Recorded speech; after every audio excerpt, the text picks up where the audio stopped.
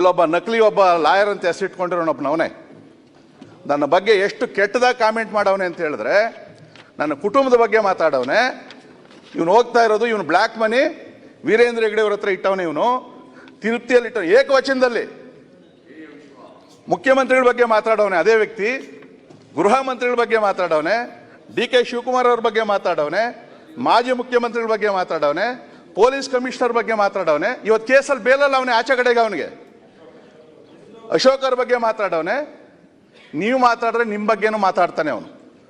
ಯಾರನ್ನ ಕೇಳಿದ್ರೆ ಅವ್ನು ಮೆಂಟ್ಲು ಅಂತಾನೆ. ಮೆಂಟ್ಲಲ್ಲ ಅವನು, ರೋಲ್ ಕಾಲ್ ಅವನು. ಇವತ್ತು ನಾವು ಯಾರಾದ್ರೂ ಯೂಟ್ಯೂಬಲ್ಲೋ ಸೋಷಿಯಲ್ ಮೀಡಿಯಾದಲ್ಲಿ ಸಣ್ಣ ಕಾಮೆಂಟ್ ಮಾಡಿದ್ರೆ ಸುಮೋಟೋ ತಗೊಂಡು ಪೊಲೀಸರು ನಮ್ಮ ಮೇಲೆ ಕೇಸ್ ಮಾಡ್ತಾರೆ. ಏನ್ ಮಾಡ್ಬೇಕು ಹೇಳಿ ಅಧ್ಯಕ್ಷರೇ? ಅವನು ಹೇಳ್ತಾನೆ ಧರ್ಮಸ್ಥಳದ ಪರವಾಗಿ ಯಾರು ಮಾತಾಡ್ತಾರೋ ಅವರ ಪರ್ಸನಲ್ದು ಏನಿದೆಯೋ ಅದನ್ನೆಲ್ಲ ತಗೊಂಡು ಮಾತಾಡ್ತೀನಿ ನಾನು ಅಂತಕ್ಕಂಥ ನೇರವಾಗಿ ಮಾತಾಡ್ತಾನೆ. ಇವತ್ತುವರೆಗೂ ಅವನು ಒಂದು ಕೇಸ್ ಮಾಡಿಲ್ಲ. ನಾವು CIT ಅವರು ಈ ಥರ ನೀನು ಹೇಳ್ತಾ ಇದೆಯಲ್ಲಪ್ಪ ಅಂತ SIT ಅವರು ಅವನ ಮೇಲೆ ಕೇಸ್ ಮಾಡಿಲ್ಲ. ಗೃಹ ಸಚಿವರು 500 ಕೋಟಿ ರೂಪಾಯಿ, ಗೃಹ ಸಚಿವರೇ ನೀವು ಕೆಲವು ಕೇಸಲ್ಲಿ 500 ಕೋಟಿ ರೂಪಾಯಿ ತಗೊಂಡವನೆ ಅಂತ ಹೇಳವನೆ ಅವನು, ನಕಲಿ ಲಾಯರು. ನಿಮ್ಗೆ ಗೊತ್ತಿರಲಿ. ಆದರೂ ಕೂಡ ನೀವು ಅದು ಯಾಕೋ ಮೂರನೇ ಕಣ್ಣು ತೆಗಿತಾನೆ ಇಲ್ಲ. ನೀವು ನರೇಂದ್ರ ಸ್ವಾಮಿ ಅವರು ಇರೋ ಕಣ್ಣು ಮುಚ್ಕೊಂಡು ಕೂತ್ಕೊಂಡಿದ್ದೀರಾ ನೀವು. ನರೇಂದ್ರ ಸ್ವಾಮಿ ಅವರೇ ಕೂತ್ಕೊಳ್ಳಿ. ಡೇಂಜರ್ ಅಲ್ಲ, ಭಸ್ಮ ಆಗ್ಬೇಕಂತವ್ರು, ಅಂತವ್ರು ಭಸ್ಮ ಆಗ್ಬೇಕು. ಇವತ್ತು SIT ತನಿಖೆಯಲ್ಲಿ ನಿಜವಾದ ತಪ್ಪಿದವ್ರನ್ನ ಭಸ್ಮ ಮಾಡ್ರಿ, ನಕಲಿಯವ್ರನ್ನು ಕೂಡ ಭಸ್ಮ ಮಾಡ್ಬೇಕು ನೀವು. ನಿಮ್ಮ ಹೆಸರು ಜಗತ್ ಜಾಹೀರ ಆಗ್ತದೆ ಅದರಲ್ಲಿ. ಇವತ್ತು ನಾವು SIT ತನಿಖೆಗೆ ಯಾಕೆ ಒಪ್ಕೊಂಡಿರೋದು ಅಂದ್ರೆ ಇದಕ್ಕೊಂದು ಅಂತ್ಯ ಆಡಬೇಕು. ನಾಳೆ ತಿರ್ಗಾ ಇವತ್ತು ಸರ್ಕಾರಕ್ಕೂ ಕೂಡ ಇಲ್ಲ, ಇರೋ ಕಣ್ಣು ಮುಚ್ಕೊಂಡು ಕನ್ನಡ ಹಾಕೊಂಡು ಕುಂತವ್ರೆ. ಅದೇ ಸಮಸ್ಯೆ ಆಗಿರೋದು ನಮಗೆ. SIT ತನಿಖೆದು ಇದು ಅಂತ್ಯ ಆಡಬೇಕು. ನಾಳೆ SIT ಅವನ ಮಾಡಿರೋ ಆಪಾದನೆ ಸುಳ್ಳು ಅಂತ ಹೇಳಿದ್ರೆ ಇದೇ ಯೂಟ್ಯೂಬರ್ಸು ಮುಖ್ಯಮಂತ್ರಿ ಮೇಲೆ ಕಾಮೆಂಟ್ ಮಾಡ್ತಾರೆ. ಬರ್ಕೊಡ್ರಿ, ಇವತ್ತೇ ಗೃಹ ಸಚಿವರ ಮೇಲೆ ಕಾಮೆಂಟ್ ಮಾಡ್ತಾರೆ. ಅವರು ಆ ಧರ್ಮಾಧಿಕಾರಿ ಜೊತೆಯಲ್ಲಿ ಮಿಂಗಲ್ ಆಗ್ಬಿಟ್ರು, ಇವ್ರು ಬ್ಲ್ಯಾಕ್ ಮನೆಯಲ್ಲಿ ಇಟ್ಟವ್ರೆ. ಮಾಡಲಿಲ್ಲ ಅಂತಂದ್ರೆ ಕೇಳ್ರಿ, ಅವ್ರು ಏನು ಹೇಳಿದ್ರು ಕೂಡ ಇದನ್ನು ಅಂತ್ಯ ಆಡಬೇಕಾಗ್ತದೆ. ಕೊಲೆ ಅಂತೂ ಆಗಿದೆ, ಯಾರೋ ಒಬ್ಬ ಮಾಡವನೆ. ಈ ಥರದ್ದು ಇಡೀ ರಾಜ್ಯದಲ್ಲಿ ಎಷ್ಟು ಕೊಲೆಗಳು ಅತ್ಯಾಚಾರ ಆಗಿಲ್ಲ, ಎಷ್ಟು ಹೆಣ್ಮಕ್ಳ ಬಗ್ಗೆ ಈ ಗ್ಯಾಂಗ್ ಮಾತಾಡ್ತಾವ್ರೆ. ಸೇಮ್ ಸೌಜನ್ಯ ಹೇಳ್ತಾರೆ, ಬೇರೆ ಹೆಣ್ಮಕ್ಳ ಬಗ್ಗೆ ನೀವು ಮಾತಾಡಬೇಕಲ್ಲ. ಇದು ಇರ್ತಕ್ಕಂಥದ್ದು. ಅದ್ರ ಹುನ್ನಾರ ಏನು ಅಂತ ಹೇಳ್ತಾವೆ, ಅರ್ಥ ಮಾಡ್ಕೊಬೇಕು. ಮತ್ತು ಇವತ್ತು ಏನು ನಮ್ಮ ಬಗ್ಗೆ ಆಗಲಿ, ಆ ಕಡೆ ಇರೋರ ಬಗ್ಗೆ ಈ ಕಡೆ ಇರೋರ ಬಗ್ಗೆ ಒಬ್ಬ ನಕಲಿ ಲಾಯರ್, ಅವನು ಲಾಯರ್ ಎಲ್ಲ, ಅವನು ಲಾಯರ್ ಅಂತ ಹೆಸರು ಇಡಬಾರ್ದು. ಅವನ ಮೇಲೆ ಆದರೂ ಕೇಸ್ ಹಾಕಬೇಕು. ಕೇಸ್ ಕೊಡ್ರಿ ಅಂತ ಹೇಳ್ತಾರೆ. ಕೇಸ್ ಕೊಟ್ಟರೆ ನಾನು ಕೋರ್ಟಿಗೆ ತಿರುಗಬೇಕು ಹೋಗಿ, ಡೆಫರ್ಮೇಷನ್ ಹಾಕ್ಕೊಂಡು ಕೆಲವೆಲ್ಲ ಹಾಕಿ ತಿರುಗಿದ್ದೀನಿ ನಾನು. ಲಾಸ್ಟ್ ಟೈಮ್ ಕೆಲವು ಪತ್ರಿಕೆಯವರು ನನ್ನ ಬಗ್ಗೆ ಮಾತಾಡಿದ್ರು ಅಂತೇಳಿ ಪ್ರಿವಿಲೇಜ್ ಮೂವ್ ಮಾಡಿದ್ವಿ. 1 ವರ್ಷ ಜೈಲು ಶಿಕ್ಷೆ ಆಯಿತು. ಸಿದ್ದರಾಮಯ್ಯರೇ ಮುಖ್ಯಮಂತ್ರಿ ಆಗಿದ್ರು. ಬೆಳಗಾವಿಯಲ್ಲಿ ಕೋರ್ಟ್ ಹೇಳ್ತು ನಾವೇನು ಮಾಡೋಕ್ಕಾಗಲ್ಲ, ಸಭೆ ತೀರ್ಮಾನ ತಗೊಂಡಿರೋದು ಅಲ್ಲೇ ವಾಪಸ್ ತಗೊಬೇಕು ಅಂದರು. ಕೊನೆಗೆ ಬೆಳಗಾವಿಯಲ್ಲಿ ಹೋದಾಗ ಇಡೀ ಸದನ ಹೇಳ್ತು ಇಲ್ಲ ಜೈಲು ಆಗಬೇಕು ಅಂತ ಹೇಳ್ತು. ಜೈಲು ಶಿಕ್ಷೆ ಅಧ್ಯಕ್ಷರೇ. ಇವತ್ತು ನಮ್ಮ ಶಾಸಕರು ಧರ್ಮಸ್ಥಳದ ಬಗ್ಗೆ ಮಾತಾಡಂಗಿಲ್ಲ, ಬೇರೆ ಏನಾದ್ರ ಬಗ್ಗೆ ಮಾತಾಡೋದಿಲ್ಲ. ಅವ್ರಿಗೆ ಏನು ಕ್ರಮ ತಗೊಂತೀರಿ? ನೀವು ರಕ್ಷಣೆಗೆ ಬರಲಿಲ್ಲ ಅಂತಂದ್ರೆ ನಾಳೆ ಈಗ ನನ್ನ ಬಗ್ಗೆ ಮಾತಾಡವ್ರೆ, ಗೃಹ ಮಂತ್ರಿಗಳ ಬಗ್ಗೆ ಮಾತಾಡವ್ರೆ. ಆ DK ಶಿವಕುಮಾರ್ ಅವ್ರು ಯಾಕೆ ಬಿಟ್ಟವ್ರು ಅವ್ನು ಗೊತ್ತಿಲ್ಲ. ಬೇರೆಯವ್ರನ್ನೆಲ್ಲ ಹೊಡೆಯೋಕೆ ಬರ್ತಾರೆ. ಅವ್ರ ಬಗ್ಗೆನೂ ಮಾತಾಡೋನೆ ಅವನು. ಅದು ಯಾಕೆ ಸೈಲೆಂಟ್ ಆಗಿ ಅವ್ರಿಗೆ ಗೊತ್ತಿಲ್ಲ. ನಮ್ದೇನು ಏನು ಬೈಲು ತೆಗಿತಾನೆ ತೆಗೀಲಿ. ಇವತ್ತು ನಾಳೆ ಯಾರಾದ್ರೂ ಹೊಡೆದ್ರೆ ಅವನಿಗೆ ಸಬ್ಜೆಕ್ಟ್ ನನ್ನ ಮೇಲೆ ಹಾಕ್ತೀರಿ ನೀವು. ಸಬ್ಜೆಕ್ಟ್ಗೆ ಬನ್ನಿ. ಅಲ್ಲ ಅಧ್ಯಕ್ಷ, ಹೇಳ್ತೀನಿ ಕೇಳ್ರಿ. ಆ ವ್ಯಕ್ತಿನೇ, ಅವನು ಕೂಡ ಆ ಯೂಟ್ಯೂಬರ್ ಅಲ್ಲಿ ಇರೋಂತಾನೆ. ಇಲ್ಲೇ ಕೊಡಗೇಳಿಲ್ಲ ಅವನೇ. 90 ದಿನ ಜೈಲಲ್ಲಿ ಇದ್ದ ಆಚೆಗೆ ಬಂದವನೇ. ಹುಚ್ಚನಾಯಿ ಹೊಡೆದಂಗೆ ಹೊಡೆದವ್ರೆ, ಲಾಯರ್ಗಳು ಹೊಡೆದವ್ರೆ, ಜನ ನೋಡಿತಾರೆ. ನೀವು ಗೃಹ ಸಚಿವರು ದಯವಿಟ್ಟು ಕ್ರಮ ತಗೊಬೇಕು. ಅವ್ನು ಬೇಲ್ ಕ್ಯಾನ್ಸಲ್ ಮಾಡೋದಕ್ಕೆ ದಯವಿಟ್ಟು ಮೂವ್ ಮಾಡಿ ಸರ್. ಕಮಿಷನರ್ ಬೈತಾನೆ ಸರ್, ಬರ್ತ್ಡೇ ಮೊನ್ನೆ ಆಚೆ ಕಡೆ ಒಂದು ಕೇಕ್ ಕಟ್ ಮಾಡಿದ್ರೆ ಅದನ್ನು ಕಾಮೆಂಟ್ ಮಾಡ್ತಾನೆ. ನಾವು ಏನು ಮಾಡ್ಬೇಕು ನೀವು ಹೇಳಬೇಕು. ನೀವು ಇಲ್ಲಿ ಆದೇಶ ಕೊಟ್ಟರೆ ಬಾಯಿ ಮುಚ್ಚೋದು ಗೊತ್ತು ನನಗೆ. ಇಲ್ಲ ನಮ್ಮ ಹುಡುಗರು ಯಾರೋ ಮುಚ್ಚಿಸ್ತಾರೆ. ಇಲ್ಲ ಸಿದ್ದರಾಮಯ್ಯ ಶಿಷ್ಯರು ಮುಖ್ಯಮಂತ್ರಿಗೆ ಮಾತಾಡಿದ್ರೆ ಬಿಡ್ತಾರೆ ಅವ್ರ ಶಿಷ್ಯರು, ಅವ್ರು ಹೊಡಿಬೋದು. ಅಲ್ಲಿ ಹೊಡೆದ್ರೆ ಕೇಸ್ ನನ್ನ ಮೇಲೆ ಬರ್ತದಲ್ಲ. ಸದನದಲ್ಲಿ ನೀನೇ ಮಾತಾಡಿರೋದು ಏನೋ ಮಾಡ್ತೀನಿ ಅಂತೇಳಿ FIR ನಂದು A1 ಬರಬಾರ್ದು. ಇಲ್ಲ ನೀವು ಕ್ರಮ ತಗೊಳ್ರಿ. ಇದನ್ನು ಮಾಡಲೇಬೇಕು ಅಧ್ಯಕ್ಷರೇ. ಯಾರೇ ಆಗಲಿ ಸುಳ್ಳು ಸುಳ್ಳು, ಅದು ಚರ್ಚ್ ಬಗ್ಗೆ ಇರಲಿ, ಮಸೀದಿ ಬಗ್ಗೆ ಇರಲಿ, ದೇವಸ್ಥಾನ ಬಗ್ಗೆ ಆಗಲಿ, ಅನಾವಶ್ಯವಾಗಿ ಈ ಥರ ಕಾಮೆಂಟ್ ಮಾಡಿದ್ರೆ ದಯವಿಟ್ಟು ಸರ್ಕಾರ ಆ ಕಡೆ ಈ ಕಡೆ ಅಂತಲ್ಲ, ಯಾಕಂದ್ರೆ ಧರ್ಮಸ್ಥಳದ ವಿಚಾರದಲ್ಲಿ ನಾವೇನಾದ್ರೂ ಅಪಚಾರ ಮಾಡಿದ್ರೆ ನಿಮಗೂ ಸಮಸ್ಯೆ ಆಗ್ತದೆ, ಈ ಕಡೆಗೂ ಸಮಸ್ಯೆ ಆಗ್ತದೆ. ಇದು ಯಾರು ನಾವೇನು ರಾಜಕೀಯ ಮಾಡಬೇಕು ಅಂತಿಲ್ಲ ಇದರಲ್ಲಿ. ನಮಸ್ಕಾರ ಕರ್ನಾಟಕ. ಇವತ್ತು ಸದನದಲ್ಲಿ ಧರ್ಮಸ್ಥಳ ವಿಚಾರ ಚರ್ಚೆ ಆಗಿದೆ.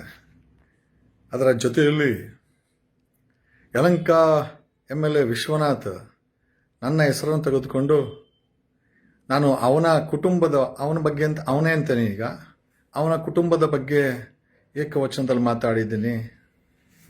ಯಾಕೆ ವಿಶ್ವನಾಥ್, ಯಾಕೆ ಮಾತಾಡಬಾರ್ದು? ನೀನು 200 ಕಾರ್ ತಗೊಂಡು ಧರ್ಮಸ್ಥಳಕ್ಕೆ ಹೋಗಿ ನಿನಗಿಷ್ಟ ಬಂದಂಗೆ ಒಂದು SIT ನಡೀಬೇಕಾದ್ರೆ ಉಚ್ಚಾಟ ಮೆರಿತೀಯ ಅಂತಂದ್ರೆ ನಿನ್ನನ್ನು ಪ್ರಶ್ನೆ ಮಾಡುವಂಥ ಅಧಿಕಾರ ದೇಶದ ಸಂವಿಧಾನ ಕೊಟ್ಟಿದೆ. MLA ವಿಶ್ವ, ನೀನೇ ಅನ್ಕೊಂಬಿಟ್ಟಿದ್ಯಾ? ಸರ್ವಾಧಿಕಾರಿ ಅನ್ಕೊಂಬಿಟ್ಟಿದ್ಯಾ? ವಿಶ್ವನಾಥ್ ರೆಡ್ಡಿ ನೀನು 500 ವರ್ಷಗಳ ಹಿಂದೆ ಕೆಂಪೇಗೌಡರ ತಂದೆ 70 ವರ್ಷಗಳ ಕಾಲ ಒಕ್ಕಲಿಗತನ ಮಾಡಿದಂಥ ಸಾಮ್ರಾಜ್ಯ ನಡೆಸಿದಂಥ ಯಲಹಂಕದಲ್ಲಿ ಒಬ್ಬ ರೆಡ್ಡಿ 4 ಟರ್ಮ್ MLA ಆಗಿದ್ದಾನಂತೆ. ನೀನು ಅದೃಷ್ಟವಂತರು, ಒಕ್ಕಲಿಗರು ನಿಂಗೆ ಸಪೋರ್ಟ್ ಮಾಡಿದ್ದಾರೆ. ಆ್ಯಂಡ್ ಕಮಿಂಗ್ ಸ್ಟ್ರೈಟ್ ಟು, ನೀನೇನು ತುಂಬ ದೊಡ್ಡ ಸಾಚಾನೂ ಅಲ್ಲ. ನಾವು ಹೋಮ್ ಮಿನಿಸ್ಟ್ರ್ ಬಗ್ಗೆ 500 ಕೋಟಿನ ಹೋಮ್ ಮಿನಿಸ್ಟ್ರನ್ನ ಕೇಳಿ ದಾಖಲೆ ಸಮೇತ ಕೊಡ್ತೀನಿ. ಓಕೆ, ಈಗ ನಿನ್ನ ಬಗ್ಗೆ ದಾಖಲೆ ಸಮೇತ ಕೊಡೋಕ್ಕೆ ಮುಂಚೆ ತಾವು ಅಸೆಂಬ್ಲಿ ಅಂತಂದರೆ ಅದು ಒಂದು ರೀತಿಯ ಕಾನ್ಸ್ಟಿಟ್ಯೂಷನಲ್ ಟೆಂಪಲ್ ಇದ್ದಂಗೆ, ಒಂದು ದೇವಸ್ಥಾನದಲ್ಲಿ ಸುಳ್ಳನ್ನು ನೋಡ್ತಿದ್ಯಾ. ನಾನೊಬ್ಬ ನಕಲಿ ಲಾಯರ್ ಅಂತ ನನಗೆ ಗೊತ್ತಿಲ್ಲ. ನನ್ನ ಹೆಸರನ್ನು ನನಗೆ ಗೊತ್ತು, ನನ್ನ ಹೆಸರೇ ಅದು. ನಿನಗೆ ನನ್ನ ಹೆಸರು ಹೇಳೋಕ್ಕೂ ಭಯ ಇದೆ ಅಂತಂದರೆ ನಾನೇನು ಮಾಡೋಕ್ಕಾಗಲ್ಲ. ಅಲ್ಲ, ಆ ರೀತಿ ಭಯ ಇದ್ರೆ ಹೋಗಿ ಪೊಲೀಸ್ ಸ್ಟೇಷನ್ ಕಂಪ್ಲೇಂಟ್ ಕೊಡು. ಯಾಕೆ ಪೊಲೀಸ್ ಸ್ಟೇಷನ್ ಕಂಪ್ಲೇಂಟ್ ಕೊಡೋಕ್ಕಾಗಲ್ವಾ? ಪೊಲೀಸ್ ಕಮಿಷನರ್ಗೂ ನಾನು ಕೇಳ್ತೀನಿ. ಪೊಲೀಸ್ ಕಮಿಷನರ್ ಅಲ್ಲ, ನಿಮ್ಮ ಮೋದಿನೂ ಕೇಳ್ತೀನಿ, PM ಅನ್ನು ಕೇಳ್ತೀನಿ, ರಾಷ್ಟ್ರಪತಿನೂ ಕೇಳ್ತೀನಿ, ಸುಪ್ರೀಂ ಕೋರ್ಟ್ ಜಡ್ಜ್ ಮುಂದೆನೂ ವಾದ ಮಾಡ್ತೀನಿ, ಹೈಕೋರ್ಟ್ ಜಡ್ಜ್ ಮುಂದೆನೂ ವಾದ ಮಾಡ್ತೀನಿ, ಎಲ್ಲರ ಮುಂದೆ ವಾದ ಮಾಡ್ತೀನಿ. ಯಾಕೆ ಅಂತಂದರೆ ಈ ಹಕ್ಕನ್ನು ಕೊಟ್ಟಿರೋದು ವಿಶ್ವನಾಥ ಅಲ್ಲ, ಅದನ್ನು ಕೊಟ್ಟಿರೋದು ಈ ದೇಶದ ಸಂವಿಧಾನ. ತಪ್ಪು ಮಾಡಲ್ವಾ? MLA ಅಂದ್ಬಿಟ್ರೆ ದೇವರು, MLA ಅಂದ್ಬಿಟ್ರೆ ಕೈ ಕಟ್ಕೊಂಡು ನಿಂತ್ಕೊಬೇಕು, MLA ಅಂದ್ಬಿಟ್ರೆ ನೀನು ಸುಳ್ಳು ಕೇಸ್ ಹಾಕ್ಸಿದ್ರೆ ಹಾಕ್ಸ್ಕೊಳ್ಬೇಕು.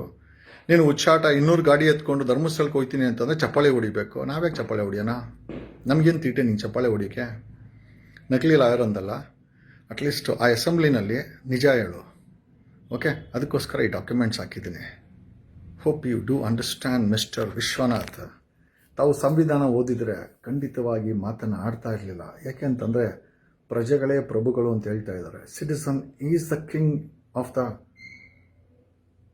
ಈ ಒಂದು ಸಂವಿಧಾನದ ಕಡೆ ಒಬ್ಬ ಸಿಟಿಸನ್ನೇ. ಒಂದಂತೂ ನಿಜ, ಲವ್ ಯು. ನನ್ನ ಹೆಸರನ್ನ ಅಸೆಂಬ್ಲಿನಲ್ಲಿ ರೆಕಾರ್ಡ್ ಮಾಡಿಸ್ತಲ್ಲ, ಮುಂದೊಂದು ದಿನ ಈ CM ಆಗುವಂಥ ಜಗದೀಶ್ಗೆ ಇದು ಮೊದಲನೇ ಹೆಜ್ಜೆ. ಅಸೆಂಬ್ಲಿನಲ್ಲಿ ನನ್ನ ಹೆಸರು ಚರ್ಚೆ ಆಗಿರೋದು ಮೊದಲನೇ ಹೆಜ್ಜೆ. ಅದು ಯಾರ್ಯಾರ ಹೆಸರು ಹೇಳಿದೆ? ಅಶೋಕ್ ಹೆಸರು ಹೇಳ್ತೀಯಾ? ಅಶೋಕ್ ಮಾತಾಡಲ್ಲಮ್ಮ. ಅಶೋಕ್ ಬಾಮ ಇದ್ರು ಇಲ್ಲಿ ಕೊಡಿಗಳ್ಳಿನಲ್ಲಿ ಟ್ರಸ್ಟ್ ಪ್ರಾಪರ್ಟಿನ ಮಾರಕ್ಕೆ ಬಿಟ್ಟವ್ರೆ, ಹಂಗಾಗಿ ಅವನಿಗೆ ಭಯ.